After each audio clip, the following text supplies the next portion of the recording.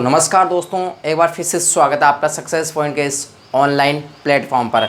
और दोस्तों मैं आपको बताऊं, आज है हम ग्रामर का एक नया टॉपिक स्टार्ट करने जा रहे हैं जो है हमारा, जिसका नाम है टेंस। और ये गाइज आपने यहाँ पर 6 क्लास से पढ़ना स्टार्ट करते हैं और आपने यहाँ पर आने वाली सारी क्लासों में आप सीखते हैं। तो आज हम टेंस को स्टार्ट करने जा रहे हैं, वो भी एक आपके अलग तरीके से, ठीक है ना, अलग अंदाज में। ठीक है, तो स्टार्ट करते हैं। चलिए, आज का हमारा जो चैप्टर रहेगा वो रहेगा टेंस। सबसे पहले बात करते हैं इस टेंस की डेफिनेशन क्या होती है। ठीक है ना, डेफिनेशन क्या होती है। वैसे डेफिनेशन का अर्थ क्या होता है, परिभाषा। ठीक है ना, चलो डेफिनेशन क्या होती है। तो टेंस किसी कार्य के समय और अवस्था को दर्शाता है। यदि हम बात करें इसकी डेफिनेशन की, टेंस किसी कार्य के समय और अवस्था को दर्शाने का काम करता है। ठीक है ना, जैसे यहाँ पर इसकी डेफिनेशन लिख लेते हैं, सबसे पहले हिंदी में लिख देते हैं। तो देखो, टेंस किसी कार्य के समय एवं अवस्था को दर्शाता है। यानी टेंस किसी कार्य के समय और अवस्था को दर्शाने का काम करता है। यदि इसकी डेफिनेशन इंग्लिश में बात करें तो क्या बन जाएगा, tense denotes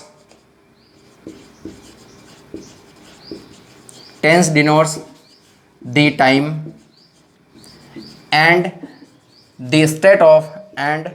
the state of an action यानी टेंस है किसी टाइम के और किसी कार्य के एक्शन को दर्शाता है। ठीक है ना, वो क्या कहलाता है, टेंस कहलाता है। जैसे वह पढ़ता है, इसका मतलब वो यहाँ पर जनरली काम है। जैसे वह पढ़ रहा है, ठीक है, इसका मतलब ये वाले कॉन्टिन्यूस एक्शन को दर्शा रहा है। ठीक है ना, जैसे वह पढ़ चुका है, इसका मतलब वो परफेक्ट एक्शन को दर्शा रहा है कि उसने वो काम है क्या कर लिया है, पूरा कर लिया है। ठीक है ना, जैसे वह 2 घंटों से पढ़ रहा है, तो यहाँ पर है वो टाइम को भी इंडिकेट कर रहा है और यहाँ पर है 2 घंटों से पढ़ रहा है, इसका मतलब कॉन्टिन्यूस एक्शन को भी डिनोट कर रहा है। ठीक है ना, चलिए आगे जब हम जानते हैं कि टेंस किसी कार्य के समय और अवस्था को दर्शाने का काम करता है। बेसिकली आप सभी को पता होगा टेंस है 3 तरीके के होते हैं। आपने अच्छी तरीके से पढ़ रखा होगा प्रेजेंट, दूसरा आपने पढ़ रखा है पास्ट और तीसरा आपने पढ़ रखा है फ्यूचर। ठीक है ना, अच्छी तरीके से प्रीवियस क्लासों में आपने पढ़ा है। ठीक है ना, चलिए तो यहाँ पर है आपने अच्छी तरीके से पढ़ रखा है कि टेंस है वो आपके कितने तरीके के होते हैं, 3 टाइप्स के, 3 तरीके के होते हैं। आज हम पढ़ने जा रहे हैं वो एकदम रोचक। ठीक है ना, वैसे आपको पता है प्रेजेंट का अर्थ क्या होता है, वर्तमान काल। इसका मतलब इसमें ये वाला आपके वर्तमान की घटनाओं को दर्शाएगा। यदि हम बात करें पास्ट टेंस की, तो इसका मतलब ये ऐसे एक्शन को दर्शाएगा जो आपका क्या हो चुका हो, पास्ट में जा चुका हो, इसका मतलब वो काम है पूरा हो चुका हो। And when we talk about the future, and future का अर्थ होता है ऐसा कोई भी टास्क, ऐसा कोई भी काम जो इन फ्यूचर होने वाला हो। ठीक है ना, वो क्या कहलाएगा, फ्यूचर टेंस कहलाएगा। ठीक है ना, चलो सबसे पहले बात करते हैं। आज हम हेडिंग डालेंगे सबसे पहले प्रेजेंट टेंस। किसकी, प्रेजेंट टेंस पढ़ने वाले हैं। ठीक है ना, वैसे आप सभी को पता है प्रेजेंट टेंस का अर्थ क्या होता है, वर्तमान काल। इसका मतलब ऐसा टेंस जो वर्तमान के एक्शन को, वर्तमान के टास्क को दर्शाने का काम करेगा, वो कौन सा टेंस कहलाएगा, प्रेजेंट टेंस कहलाएगा।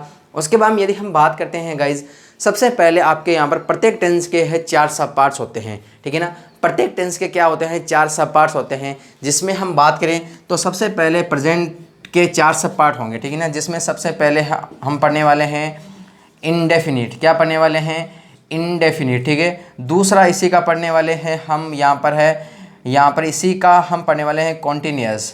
क्या पढ़ने वाले हैं, कॉन्टीन्यूअस। तीसरा हम पढ़ने वाले हैं इसका परफेक्ट। क्या पढ़ने वाले हैं, परफेक्ट।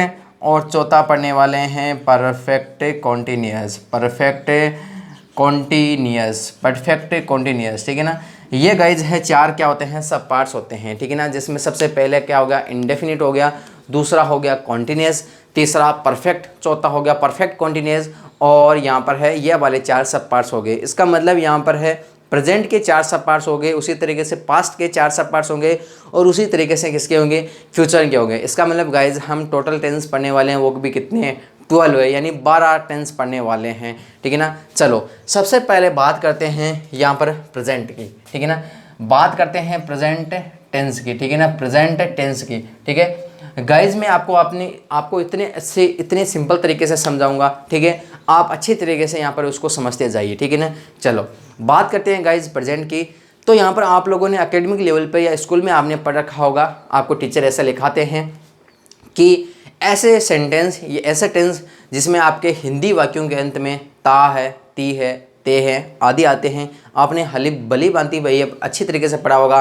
जैसे वह जाता है, वह पढ़ता है, वह हंसती है, वे खेलते हैं, तो सभी के एंड में ता, ती, ते इस तरीके से आ रहा है, ठीक है। लेकिन गाइज आपके एग्ज़ाम में इस तरीके से नहीं पूछे जाते हैं, तो इसका मतलब यहाँ पर हम एग्ज़ाम ओरिएंटेड वो ही आपके सेंटेंस, वो ही क्वेश्चन पढ़ने वाले हैं जो आपके एग्ज़ाम में रिपीट होते हैं, ठीक है ना। चलो सबसे पहले बात करते हैं, आपने अच्छी तरीके से इसको बना भी लिया होगा स्कूल लेवल पे, जैसे वह पढ़ता है, ठीक है, तो यहाँ पर है वह पढ़ता है, तो क्या बन जाएगा, ही रीड्स, ठीक है। तुम पढ़ते हो, यू रीड। वह नहीं पढ़ता है, ही डज नॉट रीड। क्या वह पढ़ता है, डज ही रीड। क्या वह नहीं पढ़ता है, डज ही नॉट रीड, ठीक है ना। जैसे वह हंसती है, सी लाफ्स। वह नहीं हंसती है, सी डज नॉट लाफ। क्या वह हंसती है, डज सी लाफ। क्या वह नहीं हंसती है, डज सी नॉट लाफ, ठीक है ना। इस तरीके से क्या वे खेलते हैं, तो क्या वे खेलते हैं तो क्या बन जाएगा, डू दे प्ले। जैसे वह खेलता है, ही प्लेज, ठीक है। वह नहीं खेलता है, ही डज नॉट प्ले। इस तरीके से आपने एकेडमिक लेवल पर, स्कूल लेवल पर आपने अच्छी तरीके से पढ़ा होगा, ठीक है ना। ये हम इस तरीके से नहीं जानने वाले हैं, ठीक है ना। तो हम यहाँ पर डिस्कस करने वाले हैं टेंस को एग्ज़ाम ओरिएंटेड ही, ठीक है ना। तो सबसे पहले बात करते हैं एग्ज़ाम ओरिएंटेड में। तो एग्ज़ाम में आपको सबसे पहले बात करनी है, हम बात करने वाले हैं टोटल फैक्ट्स पे, यानी किस तरीके से आपके फैक्ट आते हैं एग्ज़ाम में, ठीक है ना। चलो तो सबसे पहले बात करते हैं हम यहाँ पर एग्ज़ाम में किस तरीके से आते हैं। तो सबसे पहले आपको ध्यान रखनी है इंग्लिश आईडीज़ या इंग्लिश एडवर्ब्स, ठीक है ना। इंग्लिश एडवर्ब्स यानी किस तरीके से आपको एग्ज़ाम में पूछा जाता है। तो सबसे पहले बात करते हैं कौन कौन सी एडवर्ब्स है, किस तरीके से एग्ज़ाम में क्वेश्चन आता है, वो हम यहाँ पर डिस्कस करने वाले हैं। तो सबसे पहले बात करते हैं ये वाली आईडी यदि आपको वाक्य में मिल रही है तो इसका मतलब प्रेजेंट सिंपल होगा। जैसे आपके आ गए ऑलवेज, ठीक है ना, ऑलवेज। जैसे आपके आ गया डेली, ठीक है ना। जैसे आपके आ गया एवरी, एवरी में जैसे क्या क्या आ सकता है, एवरी डे आ सकता है, एवरी वीक आ सकता है, एवरी मंथ और एवरी ईयर, ठीक है। उसके बाद में आपके वर्ड आता है ऑफन।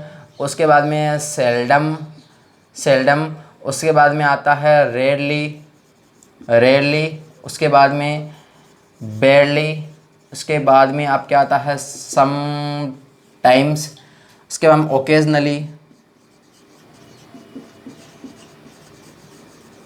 ओकेजनली। यहाँ पर आपके ओकेजनली आ गया। उसके बाद में आपके आता है once a day, twice a day, ठीक है। इस तरीके से आपको यहाँ पर है in the morning, in the evening, वो भी वर्ड्स आपको यूज़ किए जाते हैं, ठीक है ना। तो यहाँ पर गाइज ये वाली एडवर्ब्स लिखी हुई है, always, daily, every day, every week, every month, every year, often, seldom, rarely, barely, sometimes, occasionally, once a time. उसके बाद में कई वर्ड्स आते हैं जैसे फ्रिक्वेंटली आता है, ठीक है। तो ये वाली एडवर्ब्स, इसका मतलब ये आईडीज़ है। इसका मतलब यहाँ पर यदि सेंटेंस में ये वाली आईडीज़ आ रही है, इसका मतलब कौन सा टेंस होगा, प्रेजेंट सिंपल टेंस होगा, ठीक है ना। सबसे पहले बात करते हैं, तो यदि ये वाले आपके एग्जाम में मिल रही हो, एग्जाम्पल में मिल रही हो, इसका मतलब वो कौन सा टेंस होगा, प्रेजेंट सिंपल टेंस होगा। जैसे हम एग्जाम्पल से बात करते हैं, जैसे यहाँ पर आ गए she always go to market with his mother. इस तरीके से गाइज आपके एग्जाम में पूछा जाता है, ठीक है। तो सबसे पहले आपको ये इस आईडी से, ऑलवेज से पता चला है आईडीज़ है प्रेजेंट सिंपल की। तो यहाँ पर सी सिंगुलर है, तो यहाँ पर क्या आ जाएगा, गोज आ जाएगा। आपको चिंता नहीं लेनी है किस तरीके, कहाँ एस या एस लगता है, कहाँ एस लगता है, ठीक है, कहाँ प्लूरल होता है, कहाँ सिंगुलर होता है, सब कुछ बताया जाएगा। लेकिन आपको एक बार है इसको पढ़ते जाइए आराम से, ठीक है। चलो पहला क्वेश्चन इस तरीके से आता है। दूसरा हम बात करें हैं इसमें, ठीक है। जैसे यहाँ पर एग्जाम्पल है ही, खालिस्तान आ गया आपका,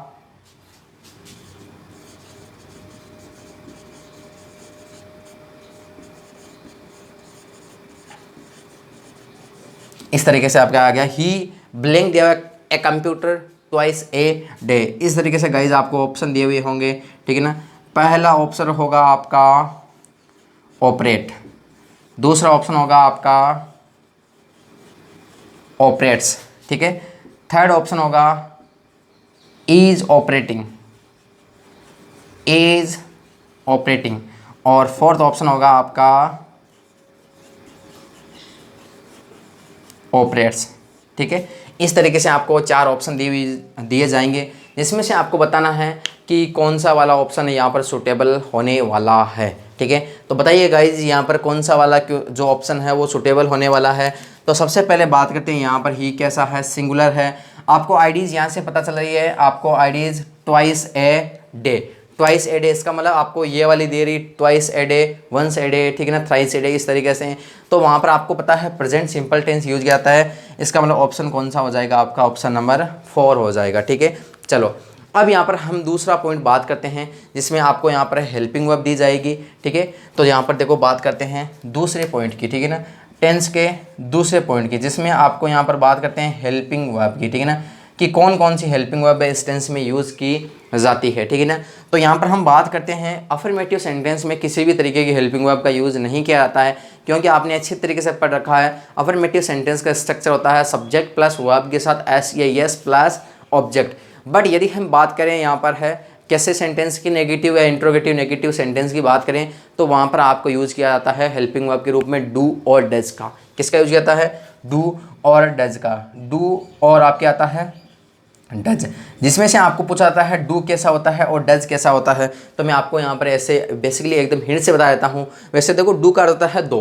दो ऐसे सिमिलर है, इसको लिंक कर सकते हैं। तो डू का अर्थ हो गया दो के सेंस में, इसका मतलब ये वाला क्या होता है आपका प्लूरल होता है। क्या होता है, प्लूरल होता है। वैसे प्लूरल आप सभी को पता है, प्लूरल का होता है बहुवचन, यानी जो मोर देन 2 को इंडिकेट करें क्या कहलाता है, प्लूरल कहलाता है। और यदि हम बात करें डज, और डज यूज़ किया जाता है आपके किसके साथ, सिंगुलर के साथ। किसके साथ, सिंगुलर के साथ। इसका मतलब यदि हम बात करें सब्जेक्ट के रूप में आई, वी, यू, दे, इन सभी के साथ किसका यूज़ किया जाता है, प्लूरल यानी डू का। किसका यूज़ किया जाता है, डू का।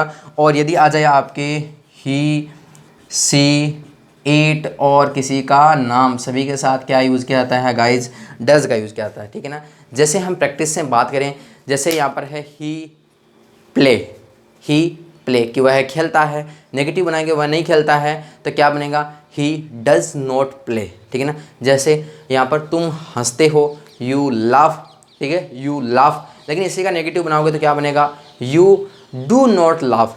क्यों, क्योंकि यहाँ पर है आपका आ रहा है यू के साथ यूज़ किया जाता है किसका, डू का। ठीक है ना, जैसे बच्चे खेलते हैं तो क्या बनेगा, चिल्ड्रन प्ले, बच्चे नहीं खेलते हैं, चिल्ड्रन डू नॉट प्ले। जैसे विद्यार्थी पढ़ते हैं तो क्या बन जाएगा, स्टूडेंट रीड, लेकिन इसी का नेगेटिव बनेगा, विद्यार्थी नहीं पढ़ते हैं तो क्या बनेगा, स्टूडेंट डू नॉट रीड। ठीक है ना, स्टूडेंट डू नॉट रीड। जैसे वह भोजन पकाती है, सी कुक्स फूड, वह भोजन नहीं पकाती है, सी डज नॉट कुक फूड। ठीक है ना, जैसे वह पढ़ाता है तो क्या बनेगा, ही टीच, लेकिन वह नहीं पढ़ाता है तो क्या बनेगा, ही डज नॉट टीच। ठीक है ना, उसी तरीके से यहाँ पर गाइज इस तरीके के सेंटेंस हैं। ठीक है ना, अब यहाँ पर हम बात करते हैं आपके हेल्पिंग वर्ब यानी प्रेजेंट सिंपल की बात हो तो यहाँ पर हम बात करेंगे फैक्ट्स पे, जिस तरीके से एग्जाम में आते हैं उसी तरीके से।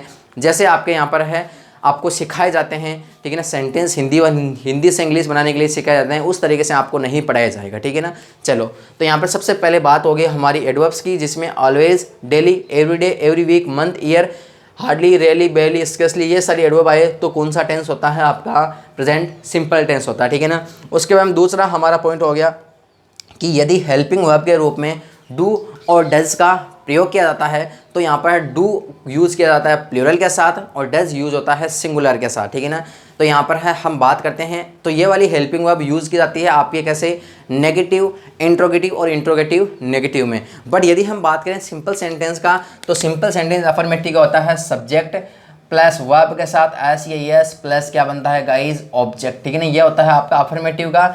लेकिन ऐसे सेंटेंस जो यहाँ पर क्या हो, नेगेटिव हो या आपका कैसा हो, इंटरोगेटिव हो, या आपका गाइज कैसा हो, इंट्रोगेटिव नेगेटिव हो, वहीं ये वाली हेल्पिंग वर्ब डू और डज का प्रयोग किया जाएगा। जैसे मैंने आपको बता दिया डू का मतलब दो, ठीक है ना, डू मतलब दो ही। ठीक है ना, इसका मतलब वहाँ पर प्लूरल हो गया और यहाँ पर डज के साथ होता है सिंगुलर। जैसे ही, सी, इट किसी का नाम आए तो यहाँ पर यूज़ किया जाएगा आपका क्या, डज। और आई, वी, यू, दे आए तो वहाँ पर क्या माना जाएगा प्लूरल, जिसके साथ क्या आएगा, डू आएगा। ठीक है ना। चलो गाइज आज के लिए है, आप यहाँ पर इसको अच्छी तरीके से समझ गए होंगे। ठीक है। यहाँ पर यदि हम बात करें कुछ मेन वर्ब की, तो यहाँ पर है मेन वर्ब की आपके फर्स्ट फॉर्म का प्रयोग क्या आता है। तो टाइम को देखते हुए आज के लिए इतना ही, बाकी पढ़ेंगे हम नेक्स्ट क्लास में। ठीक है ना। यदि गाइज आपको ये इन्फॉर्मेशन अच्छी लगी हो तो वीडियो को लाइक, शेयर और सब्सक्राइब ज़रूर करें। ठीक है ना। और पास में बेल आइकन है, बेल आइकन को भी प्रेस कर ले, जिससे इस क्लास का सबसे पहले नोटिफिकेशन आपको मिल सके। तो आज के लिए इतना ही guys, thank you so much, have a nice day.